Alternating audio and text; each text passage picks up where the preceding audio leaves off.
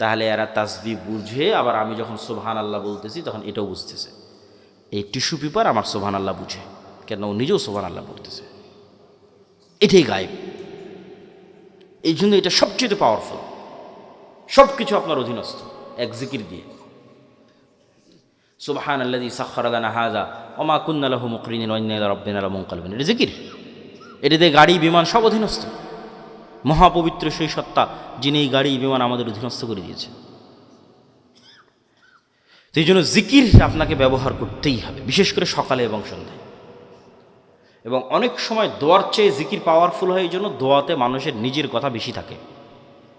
আল্লাহ আমার এটা দাও, আল্লাহ আমার ছেলেকে এটা দাও, আল্লাহ আমার বউকে এটা দাও, আল্লাহ আমার টাকা দাও, আল্লাহ আমার পয়সা দাও, বাড়ি দাও, গাড়ি দাও, নিজের কথা বলতে বলতে শেষ। কিন্তু শুধু জিকির যখন হয়, ওখানে শুধু আল্লাহর কথা থাকে। লা ইলাহা ইল্লাল্লাহ, লা ইলাহা ইল্লাল্লাহ ওয়াহদাহু লা শারীকা লাহু, লাহুল মুলকু ওয়া লাহুল হামদু ওয়া হুয়া আলা কুল্লি শাইইন কাদির, সুবহানাল্লাহি ওয়া বিহামদিহি সুবহানাল্লাহিল আযীম, আল্লাহু আকবার, আলহামদুলিল্লাহ, লা হাওলা ওয়ালা কুওয়াতা ইল্লা বিল্লাহ। এগুলো সব জিকির, এগুলো শুধু আল্লাহর বর্ণনা, শুধু আল্লাহর কথা, আল্লাহর প্রশংসা, আল্লাহর বড়ত্ব, আল্লাহর মহত্ব, আল্লাহর তাসবিহ, আল্লাহর পবিত্রতা। আর এই ইবাদত ফেরেশতাদের ইবাদত। এই ইবাদত আপনার আশেপাশে যা জীবজন্তু, জড়বস্তু, জড়পদার্থ দেখছেন, এদের ইবাদত। কেন? ওদের নিজের কোনো চাওয়া নাই, ফেরেশতাদের নিজের কোনো চাওয়া নাই। তাহলে ওদের ইবাদত কি? তাসবিহ। ফেরেশতার ইবাদত তাসবিহ। আপনার আশেপাশে যা দেখতে পাচ্ছেন, এদের ইবাদত তাসবিহ। আপনিও সকাল সন্ধ্যা তাসবিহ করেন, জিকির পাঠ করেন, পৃথিবীর সব অসম্ভব সম্ভব হয়ে যাবে। আল্লাহ সুবহানাহু ওয়া তাআলা মূসা আলাইহিস সালাতু ওয়াস সালামকে বলছেন, ওয়ালা তানিয়া ফি যিকরি, যে মূসা তোমাকে লাঠি দিলাম, সাপ হয়ে যাবে, সমুদ্রে মারলে রাস্তা তৈরি হয়ে যাবে, পাথরে মারলে ঝর্ণা তৈরি হয়ে যাবে। কিন্তু কতক্ষণ? যতক্ষণ তোমার কলব সালাত এবং জিকিরের মাধ্যমে আমার সাথে কানেক্টেড আছে। মূসা তুমি সালাতেও নাই, জিকিরেও নাই, সব ডিঅ্যাক্টিভেট হয়ে যাবে। ফেসবুকের অ্যাকাউন্ট যখন ফেসবুক ডিঅ্যাক্টিভেট করে দেয়, তখন লাঠি মারলেও সাপ হবে না, সমুদ্রে মারলেও রাস্তা হবে না, পাথরে মারলেও ঝর্ণা হবে না। কেন? মূসা আলাইহিস সালাম নিজেই সালাতে নাই, জিকিরে নাই। তাহলে হবে? আল্লাহ বলছে ওয়ালা তানিয়া ফি যিকরি, জিকির ভুলা যাবে না। কলবকে আমার সাথে কানেক্টেড থাকতে হবে। যতক্ষণ তোমার কলব সালাত এবং জিকিরের মাধ্যমে আমার সাথে কানেক্টেড, তখন অল এভরিথিং ইজ অ্যাক্টিভেটেড। তখন পিছনে যতই ফিরআউনের বিশাল লস্কর হোক, আর সামনে যত বড়ই সমুদ্র হোক, রাস্তা তৈরি করে দেওয়া আমার দায়িত্ব। আল্লাহু আকবার। এই জন্য জিকির ছাড়া এবং সালাত ছাড়া মুসলমানদের কোনো রাস্তা নেই। কেন? মুসলমানরা দুনিয়াবী শক্তি দিয়ে পারবে না। তাকে গায়েবী মদদ নিয়েই বাতিল শক্তির বিরুদ্ধে লড়াই করতে হবে। আর গায়েবী মদদ পেতে চাইলে 5 ওয়াক্ত সালাত, রাতের সালাত, সকাল সন্ধ্যার জিকির ছাড়া কোনো রাস্তা নেই। আল্লাহ সুবহানাহু ওয়া তাআলা আমাদের এরকম একটা প্রজন্ম পাওয়ার তৌফিক দান করুক, যেই প্রজন্ম শতভাগ তাওহীদ, শতভাগ ঈমান বিল গায়বে ইয়াকিন, যে প্রজন্ম জ্ঞানে সর্বোচ্চ, যেই প্রজন্ম বিক্রি হয় না, সত্যবাদী ন্যায়পরায়ণ ওসমান হাদিদের মতো। আবার যেই প্রজন্ম আল্লাহর সাহায্য নিশ্চিত করতে পারবে সালাত দিয়ে এবং জিকির দিয়ে। এই প্রজন্ম শুধু বাংলাদেশ বিজয় করবে না, সারা পৃথিবী বিজয় করবে। ঈমান বিল গায়বের একটা বড় পাঠ হচ্ছে পরকাল, পরকালমুখী জীবন ব্যবস্থা। বস্তুবাদী নয়, দুনিয়ামুখী নয়। কল্পনা করেন আজকে এই পুরো বাংলাদেশের মানুষ আন্দোলন, মিছিল, মিটিং, ভোট করে আমাকে প্রধানমন্ত্রী বানিয়ে দিল। কল্পনা করেন। আমি কালকে বললাম বাংলাদেশে আজ থেকে ইসলামী আইন চলবে। আমার এই ঘোষণার পরেই ভারত এবং আমেরিকা বাংলাদেশকে অর্থনৈতিকভাবে বয়কট করবে না? করবে না? করবে। যেমন ইরানকে বয়কট করেছে, যেমন ভেনেজুয়েলার প্রধানমন্ত্রীকে উঠিয়ে নিয়ে চলে গেছে, তো বয়কট করবে। তো যখন বয়কট করবে, তখন এই দেশের যে সুযোগ সুবিধাগুলো আপনি এখন ভোগ করতেছেন, এখন এই যে বিদ্যুৎ চলতেছে, ডলার আসতেছে, প্রবাসীরা কাজ করতেছে, ইউরোপ আমেরিকায় অসংখ্য প্রবাসী আছে, বিজনেস চলতেছে, এলসি হচ্ছে, কত কি আছে, এগুলো সব একদিনে ডাউন হয়ে যাবে। এবং এই ডাউন করার ক্ষমতা তাদের আছে। এই একদিনে যখন ডাউন হয়ে যাবে, তখন আপনিও 1 সপ্তাহ 10 দিনের মধ্যে বলবেন, রাখো তোমার এই আবদুল্লাহর ইসলাম আর মোহাম্মদ ইসলামের ইসলাম, আমাদের আগের জীবনই ভালো ছিল। কারেন্ট নাই, বিদ্যুৎ নাই, এসি নাই, ফ্রিজ নাই, ডলার নাই, টাকা নাই, পয়সা নাই, কিসের ইসলাম? তখন আপনি আবার পরের দিন আন্দোলন, মিছিল, মিটিং করে নামিয়ে দেবেন। তাহলে অন্তত এই দেশের 20% মানুষ যতক্ষণ এই বিশ্বাসের উপর অটল না হবে যে পরকাল আসল, কিসের দুনিয়া, কাদের মতো? আসহাবুল উখদুদ, সূরা বুরুজের ওদের মতো। ওয়ামা নাকামু মিনহুম ইল্লা ইউমিনু বিল্লাহিল আজিজিল হামিদ। পুরো একটা সম্প্রদায় আগুনের মধ্যে ঢুকে যাচ্ছে, মা সন্তান সহ আগুনের মধ্যে ঢুকে যাচ্ছে। কি সেই ঈমান বিল গায়েব, যে শান্ত শিষ্ট আরামের বাড়িঘর রেখে আগুনের মধ্যে জ্বলে মরে যাচ্ছে? কি সেই ঈমান বিল গায়েব? ওই ঈমান বিল গায়েব হচ্ছে এটা যে ওই আসহাবুল উখদুদ ওরা দেখতে পাচ্ছে, নিশ্চিত দেখতে পাচ্ছে যে আমার সামনে জ্বলন্ত আগুন, এটা আগুন নয়, এটা জান্নাত। বলেন আল্লাহু আকবার। আর পিছনে যে আমার শান্তির বাড়িঘর আছে, ওখানে জাহান্নামের আগুন জ্বলতেছে। ওরা দেখতে পাচ্ছে যে ওখানে জাহান্নামের আগুন জ্বলতেছে। ওটাকে ওরা বাড়িঘর হিসেবে দেখতে পায়নি, ওখানে দেখতে পাচ্ছে ওখানে জাহান্নামের আগুন জ্বলতেছে, আমি ওখানে গেলে পুড়ে মরে যাব। আর যে সামনে জ্বলন্ত আগুন, এটা তো জান্নাত। অন্তত 20-30% মানুষের ঈমান যতক্ষণ ওই লেভেলে না যাবে, ততক্ষণ কিসের আপনি ইসলাম কায়েম করবেন? সম্ভব নয়।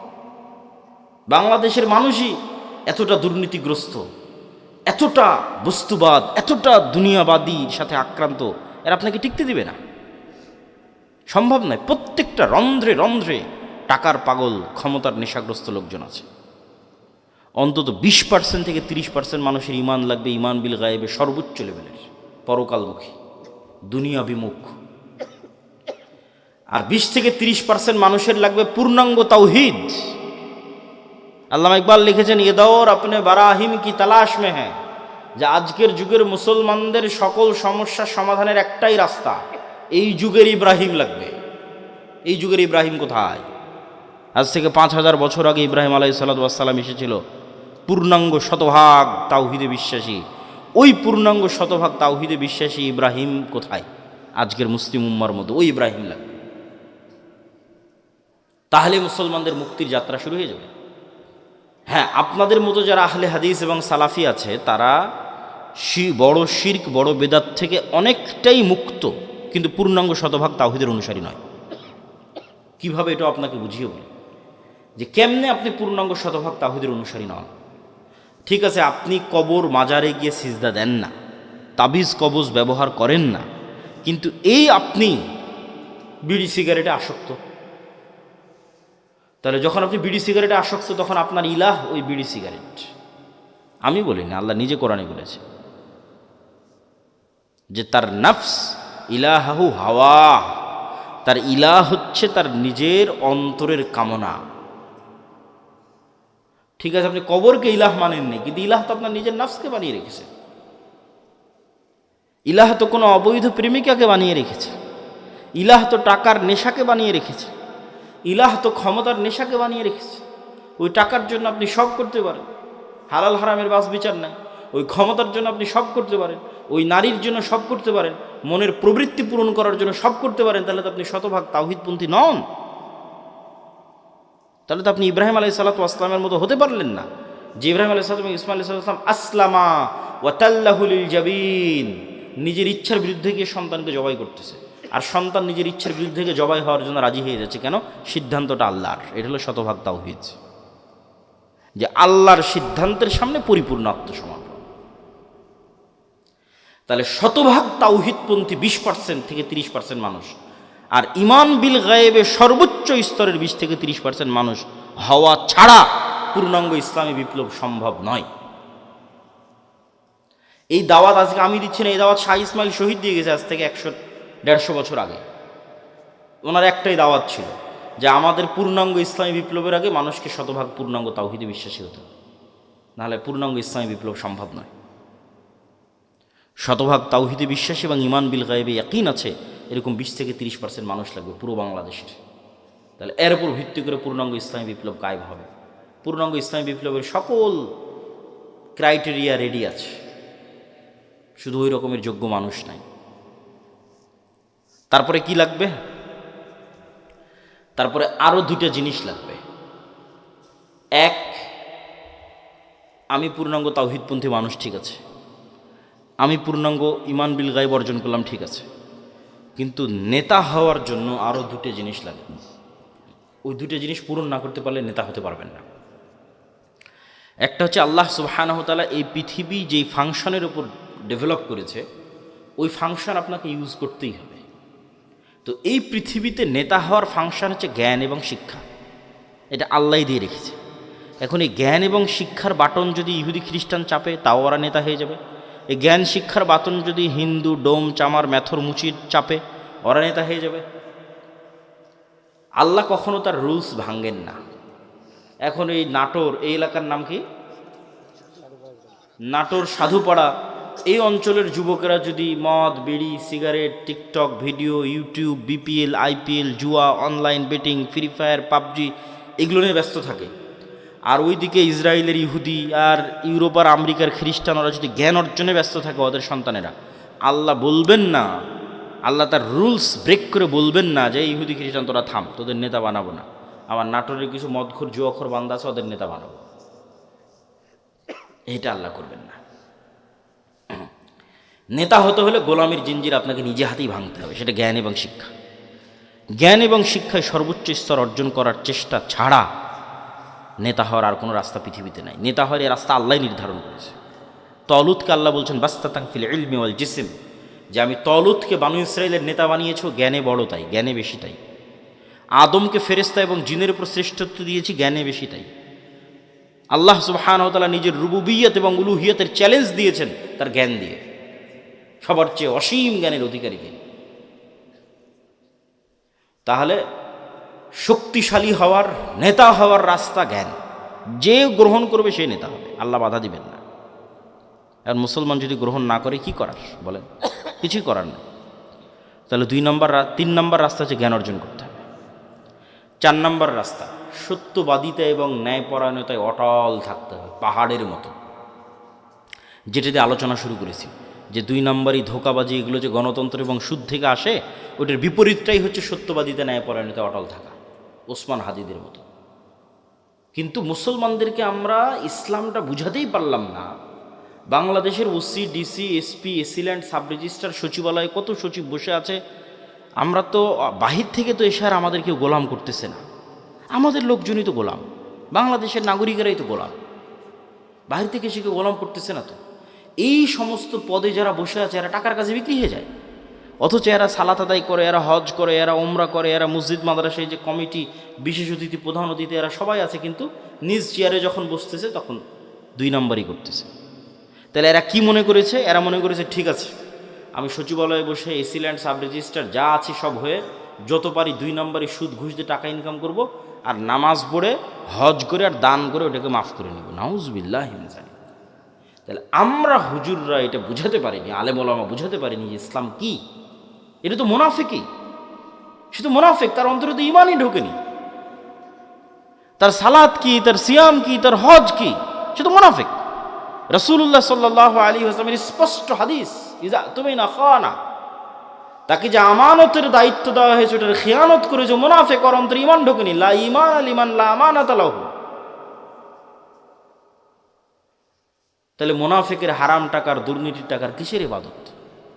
বরং ওর উল্টাটা, ও যদি কোনো বড় ইবাদত নাও করে, কোটি কোটি টাকা দান নাও করে, তাহাজ্জুদের রাতের সালাত নাও আদায় করে, হজ নাও করে, শুধু ওর যে চেয়ারে বসে আছে ওসি, ডিসি, এসপি, মন্ত্রী, সচিব, এসিল্যান্ড, এই চেয়ারে চুল পরিমাণ অন্যায় না করে, তাহলে এদের হজের চেয়ে, এদের রাতের তাহাজ্জুদের সালাতের চেয়ে এবং অন্যদের কোটি কোটি টাকা দানের চেয়ে সে শ্রেষ্ঠতম নেকির অধিকারী হবে। রাসূলুল্লাহ সাল্লাল্লাহু আলাইহি ওয়াসাল্লাম বলেছেন, সাবআতু ইযিল্লুহুমুল্লাহ ইয়াউমা লা যিল্লা ইল্লা যিল্লুহু। 1 নম্বরে ইমামুন আদিল। 7 শ্রেণীর যারা বিশেষ আল্লাহর ছায়া পাবে, এখানে সবাই আছে, নামাজি আছে, দানবীর আছে, সবাই আছে, কিন্তু 1 নম্বরে জায়গা দেওয়া হয়েছে পদে বসে ন্যায়পরায়ণ যে। ও তো এমনি সবচেয়ে বড় নেকির কাজ, ওর জন্য তো এমনি জান্নাত। ও তো আল্লাহর গুণে গুণান্বিত হয়েছে। আল্লাহ যেমন বিচারের আসনে বসে শতভাগ ন্যায়পরায়ণ, আল্লাহ যেমন রাজত্বের আসনে বসে শতভাগ ন্যায়পরায়ণ, আল্লাহর মহৎ গুণ হচ্ছে আল্লাহ ন্যায়পরায়ণ, আল্লাহ জুলুম করেন না। ইন্নী হারামতু যুলমা আলাইয়া। মানুষ হয়ে যে আল্লাহর গুণে গুণান্বিত হতে পারে, আল্লাহু আকবার, এটা কত বড় ইবাদত যে মানুষ হয়ে ওসি তারপরে ডিসি, এসিল্যান্ড, সাব রেজিস্ট্রার, সচিব এই চেয়ারে বসে সে দুর্নীতি করবে না, ন্যায় করবে, এটা অনেক বড় ইবাদত। আর এই চেয়ারে বসে দুর্নীতি করে সেই টাকা দিয়ে হজ করবে, সেই টাকা দিয়ে মসজিদ মাদ্রাসায় দান করবে, এটা মুনাফিক। আমরা মানুষকে দিন বুঝাতে পারিনি। রাজনীতিবিদদের হাতে ক্ষমতা নেই, ক্ষমতা এদের হাতে। রাজনীতিবিদরা তো 5 বছরের জন্য আসে যায়, ভোট করে, কিন্তু এদের চাকরিতে রিটায়ার্ড না হওয়া পর্যন্ত থাকে। এরা যদি বলে যে আজ থেকে আমরা বিক্রি হব না কোনো দলের কাছে, দেশ একদিনে ঠিক হয়ে যাবে, একদিনে। তো এরা কাদের ঘরের সন্তান? আমাদের ঘরের সন্তান, আমাদের ছেলে মেয়ে। পুলিশে কারা, আর্মিতে কারা, সচিবালয়ে কারা, বিসিএস পরীক্ষা কারা দেয়? আমার আপনার ছেলে মেয়ে। এদের আমাদের ঠিক করতে হবে দাওয়াত দিয়ে, নতুন প্রজন্মকে সত্যবাদিতা এবং ন্যায়পরায়ণতা অটল হতে হবে। এটাই তো গোলামি থেকে মুক্তির রাস্তা। ওই দিন থেকেই তো দেশ স্বাধীন। সম্মানিত উপস্থিতি, তাহলে দুটো পয়েন্ট বললাম নেতা হওয়ার, এক শিক্ষা এবং জ্ঞান, আর এক সত্যবাদিতা এবং ন্যায়পরায়ণতা। থাকলেই মানুষ নেতা হয়ে যাবে, অটোমেটিক নেতা হয়ে যাবে, কিচ্ছু করা লাগবে না, আল্লাহ নেতা বানিয়ে দিবে তাকে। আর এবার 4 নাম্বার পয়েন্ট, যেটাতে বক্তব্যের শেষের দিকে যাব, সেটা হচ্ছে এই গুণে গুণান্বিত মানুষেরা যখন আসবে, যারা তাওহীদে বিশ্বাসী, ঈমান বিল গায়বে ইয়াকিন রাখে, জ্ঞানে সর্বোচ্চ, আবার তাকে কেনা যায় না, এই মানুষগুলো পৃথিবীর জন্য হুমকি। এদের উপর জুলম নেমে আসবে, এদের উপর বাধা নেমে আসবে, এদের উপর অত্যাচার নেমে আসবে। এই জন্য এদের বাঁচার রাস্তা হচ্ছে আল্লাহর সাহায্য। এদের বাঁচার রাস্তা কি? দুনিয়ার শক্তি দিয়ে বাঁচার কোনো রাস্তা নেই। মুসলমানদের অতীতে, আজ, ভবিষ্যতে দুনিয়ার শক্তি দিয়ে বাঁচার কোনো রাস্তা নেই। মুসলমানদের বাঁচার রাস্তা আল্লাহর সাহায্য। আল্লাহর সাহায্য পাওয়ার দুটো বড় রাস্তা, দুটো বড় সিক্রেট রেসিপি আজকে দিয়ে বক্তব্য শেষ করব, যে মুসলমানদের জন্য আল্লাহর সাহায্য নিশ্চিত করার দুটো বড় রাস্তা। এক সালাত আর এক জিকির। সালাতের মধ্যে সবচেয়ে বড় পাওয়ারফুল হচ্ছে রাতের সালাত। সালাত হচ্ছে এমন এক টেকনোলজি, আমি উদাহরণ দিই ইবনুল কাইয়িম রাহিমাহুল্লাহকে সামনে রেখে, নাহলে দিতাম না। আমরা যেমন এখানে বসে থেকে হাজার হাজার কিলোমিটার দূরে থাকা আমেরিকার কোনো টিচারের কাছে অনলাইনে ক্লাস করতেছি, অথবা এখান থেকে 100 কিলোমিটার দূরে থাকা ঢাকার কোনো টিচারের কাছে অনলাইনে ক্লাস করতেছি, তো পাসওয়ার্ড লগ ইন দিয়ে যখন ক্লাসে জয়েন করি, তখন দুইজনে লাইভ সেশন, টিচারও যুক্ত হয়েছে, স্টুডেন্টও যুক্ত হয়েছে লাইভ সেশনে, কানেক্টেড। তো আজকের ইন্টারনেট, আজকের মোবাইল দিয়ে মানুষ হাজার কিলোমিটার দূরে থাকা টিচারের সাথে, মানুষের সাথে লাইভ কানেক্টেড হচ্ছে, লাইভ কথোপকথন করতেছে।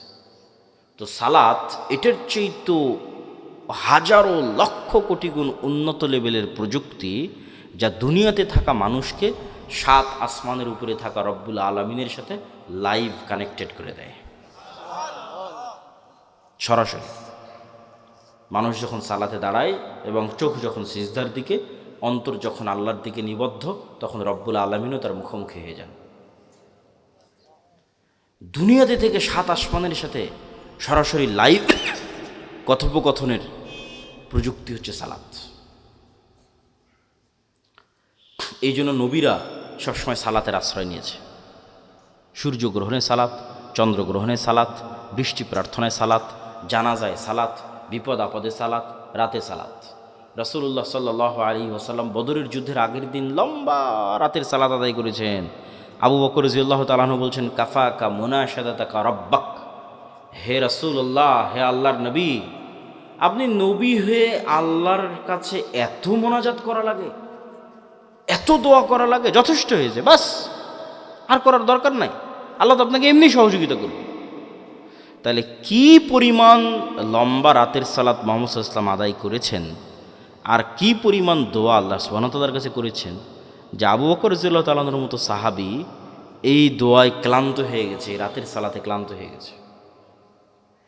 তাহলে এখন বুঝেন, মুহাম্মদ সাল্লাল্লাহু আলাইহি ওয়াসাল্লাম আমার, আপনার এবং আবু বকর রাদিয়াল্লাহু তাআলা আনহুর চেয়ে বেশি জানতেন যে কাল বদরের যুদ্ধে দুনিয়ার শক্তি দিয়ে আমার বিজয় সম্ভব নয়। কাল বদরের যুদ্ধে আমাকে জিততে হলে কার সাহায্য লাগবে? আল্লাহর। আর আল্লাহর সাহায্য পেতে হলে আমাকে রাতের সালাতে দাঁড়াতে হবে।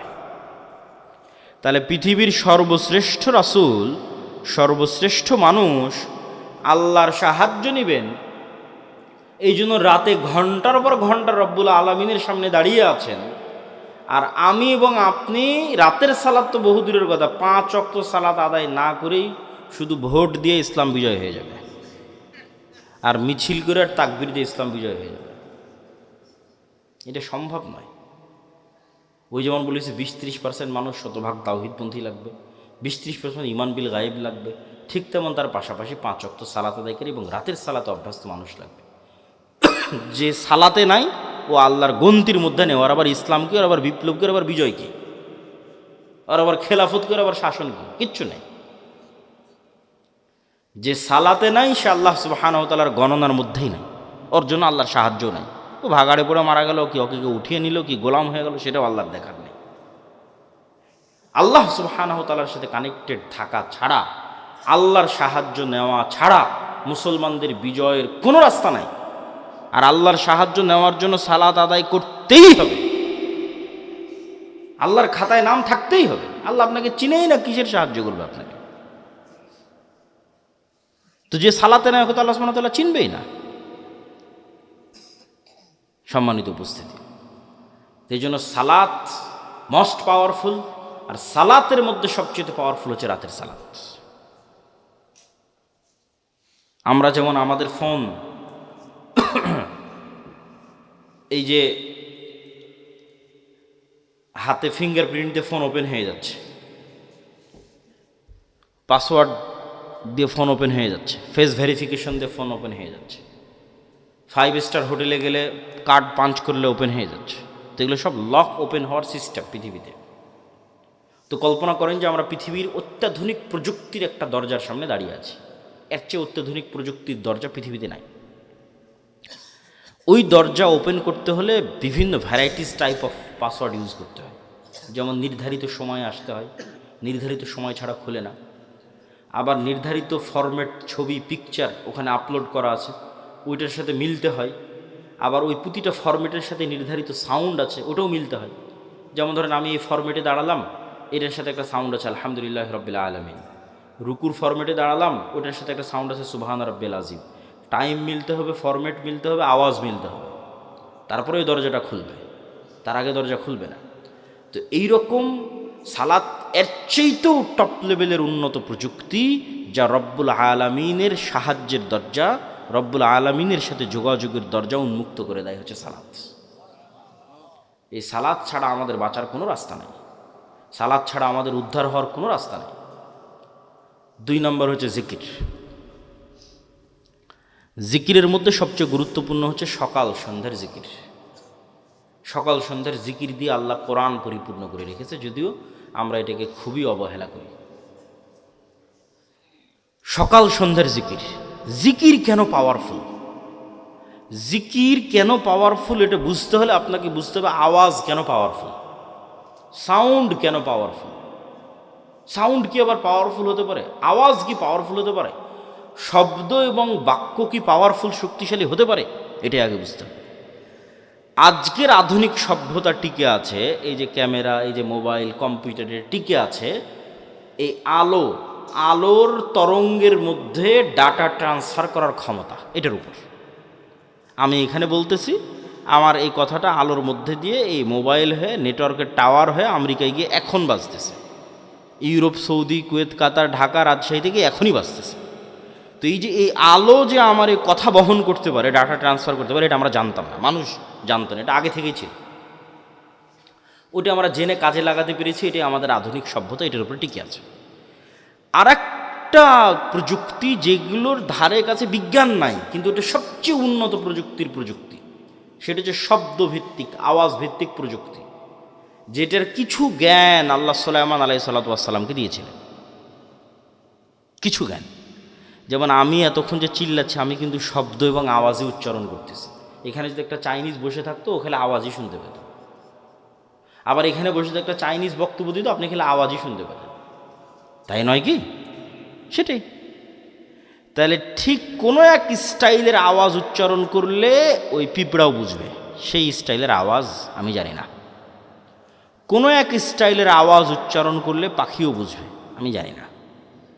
কোনো এক ফরম্যাটের আওয়াজ উচ্চারণ করলে গরু বুঝবে, আমি জানি না। আবার গরুর ওই ফরম্যাটের আওয়াজের কী অর্থ আমি জানি না। যেমন অন্য একটা ভাষা আমার কাছে গরুর আওয়াজের মতোই আওয়াজ মনে হয়, সেই। কিন্তু এই জ্ঞানটা আল্লাহ কাকে দিয়েছিলেন? সুলাইমান আলাইহিস সালাতু ওয়াস সালামকে দিয়েছিলেন। এটাই সাউন্ড টেকনোলজি। সুলাইমান আলাইহিস সালাতু ওয়াস সালাম তার দরবারে বলতেছে, রানী বিলকিসের সিংহাসন নিয়ে আসতে হবে।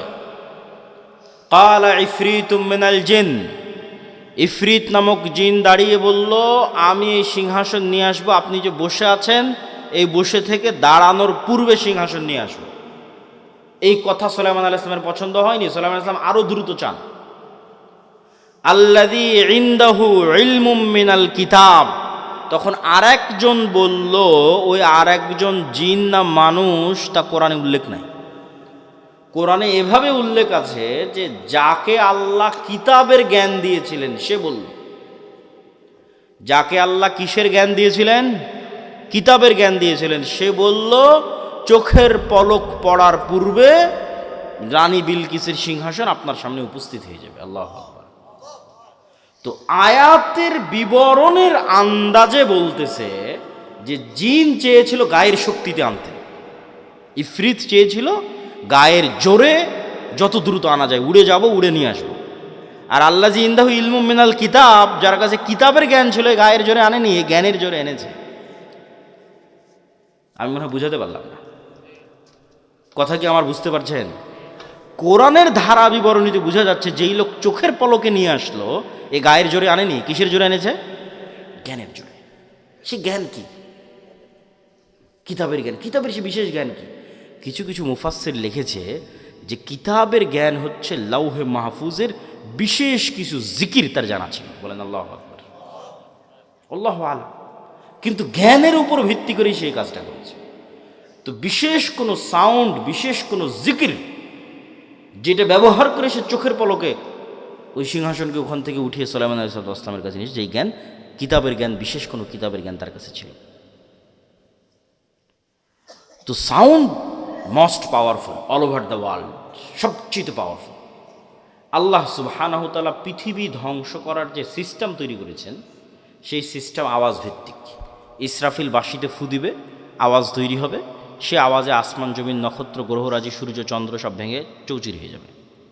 আল্লাহ সুবহানাহু তাআলা মানুষকে পুনরুজ্জীবিত করার যে সিস্টেম তৈরি করেছেন, ওটা আওয়াজ ভিত্তিক।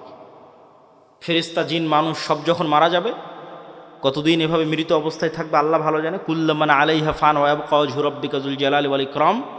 তারপরে যখন আল্লাহ জীবিত করতে চাইবে, ইসরাফিলকে তৈরি করে ইসরাফিলকে বাঁশি দিয়ে ফু দিতে বলবে, ওর আওয়াজে মানুষ কবর থেকে জীবিত হয়ে হাঁটতে থাকবে। আওয়াজ খুবই পাওয়ারফুল, কিন্তু ওই আওয়াজের জ্ঞান থাকতে হবে, কোন আওয়াজ পাওয়ারফুল, কোন শব্দ পাওয়ারফুল।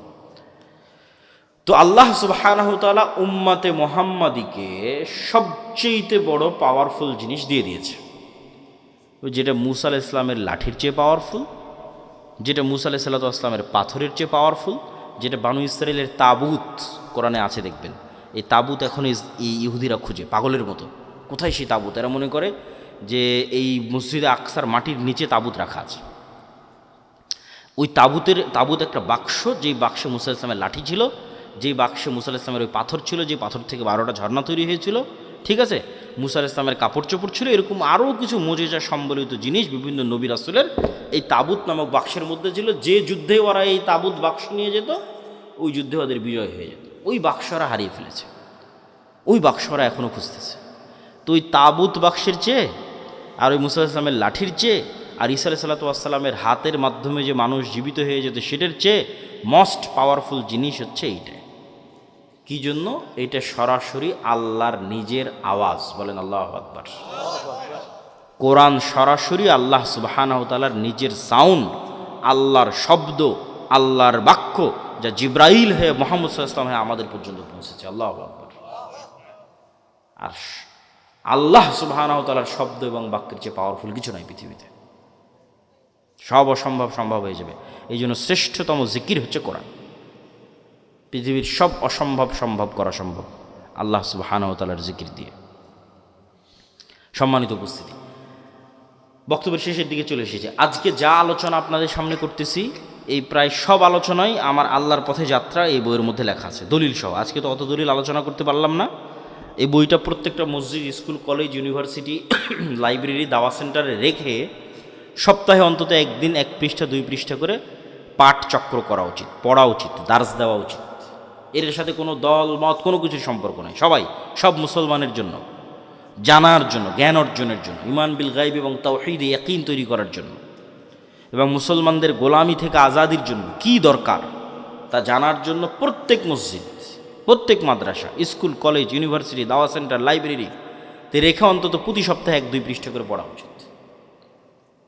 পাশাপাশি আব্দুর রহিমের একটা নতুন বই এসেছে, রাসূল সাল্লাল্লাহু আলাইহি ওয়াসাল্লাম দেখতে যেমন ছিলেন, এই বইটাও মূল্যায়ন করতে পারেন। আর মাসিক আল ইতিসাম, এই যে আপনাদের কাছে আসলাম 2023 না 22 সালে একবার আসতে চেয়েছি, করোনার কারণে আসা হয়নি, বন্ধ হয়ে গেছে। তাহলে আজ আসতেছি প্রায় 3 বছর 4 বছর পর। আবার কবে আসার সুযোগ হবে তার গ্যারেন্টি নেই। কিন্তু এই একদিনে আসাই যদি যোগাযোগ বিচ্ছিন্ন হয়ে যায়, তাহলে তো এই দাওয়াতের কোনো মূল্য নাই। এই সম্পর্কটা হতে হবে স্থায়ী, আর স্থায়ী হওয়ার সবচেয়ে বড় মাধ্যম হচ্ছে মাসিক আল ইতিসাম। এই মাসিক আল ইতিসামে আমি নিজে নিয়মিত 3টা প্রবন্ধ লিখি, অন্যরা তো লেখেই, আমি লিখি 3টা। এই জন্য মাসিক আল ইতিসাম এখানে নিয়মিত আসার উদ্যোগ আপনাদের নিতে হবে। এখানকার যুবক সমাজ, মসজিদের কমিটি হোক, মাদ্রাসার উদ্যোক্তা হোক, অন্তত 5 কপি 10 কপি, এখানকার জ্ঞানী স্কুল কলেজ ইউনিভার্সিটি প্রাইমারি বিদ্যালয় যা যেখানে আছে শিক্ষিত মানুষ, তাদেরকে দিয়ে পড়ানোর চেষ্টা করা এবং নিজেরাও পড়ার চেষ্টা করা। 2 নম্বর, আমাদের সাথে স্থায়ী যোগাযোগের মাধ্যম হচ্ছে মক্তব। আমাদের 700 মক্তব আমাদের কাছে ট্রেনিং নিয়েছে। আপনাদের এলাকার মক্তবের শিক্ষকদের আমাদের ট্রেনিংয়ে পাঠাবেন, এবং আমাদের সিলেবাস এই জিনিসগুলো ছোটোবেলায় বাচ্চাদের মাথায় না দিলে আপনাদের মধ্যে 1 ঘন্টা বক্তব্য দিয়ে লাভ নেই। বুড়া মানুষকে দিয়ে বিপ্লব হবে না।